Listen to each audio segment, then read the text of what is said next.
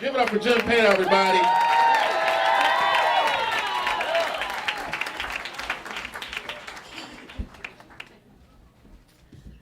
So 40 years ago, life was good. I was a young man, very happily married, 3 children under the age of 5, and then that monster called breast cancer invaded our family. And about a year later, my wife and their mother was torn from us. So I became what you call now a single father. At that time, I was a widower with children. And it was not my intention ever to remarry. That was just too much to even think about. So I would say I'm alone, but I wasn't alone. I had my wife's family closed in around me and helped me with the children. And we muddled through the next several years. But at the same time, there was this Catholic nun in Daughters of Charity who was having this strange inner urging for a family. And after a few years of really contemplating on it, she left the order and moved back to Chicago because she wanted a family. She moved in with her family. And she announced to them she wanted to meet a widower with children. So the next door neighbor was a homicide detective. So he comes to work, he says, I got a girl you've got to meet. I says to him, a nun? He says, well, here's her number. I told her you would call her. So weeks went on, and he would say, have you called her? And I says, no. He said, well, she wants you to call. She's asking why you're not calling. So eventually I called her. Where do you take an ex-nun on a first date? We went to a local rib place and had a nice dinner, and there was a movie playing by George Burns called Oh God.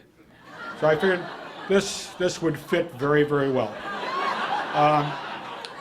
But we hit it off really well, and we talked too long at dinner. And we wound up at the box office just as they were pulling the shade down. And I panicked because that was my ace in the hole. Now, we got the rest of the evening, what are we going to do? And she suggested a piano bar.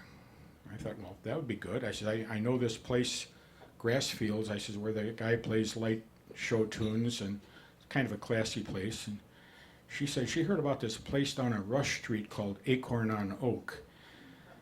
And I knew that place, and there was quite an entertainer there by the name of Buddy Charles. So we went down to Acorn on Oak and wound up sitting at the piano. And we closed the joint at 4 a.m. in the morning. And I got her home on our first date around 5 a.m. And I knew on the first date I was going to marry her. I knew that. Took her a couple more. But so now we come to the time for the proposal. And I had it planned. It was a pretty nice plan, I thought. But the boys now were 6, 4, and Jay was 4. So they were 8, 6, and 4. The baby was now 4 years old. Their mother had been gone for 3 years. And he one-upped me. He popped the question first. So do you want to be my mommy? And I mean, you can't top that. I mean, any plan you had out the window, that was it, cut and dried, it was a deal. So here we come.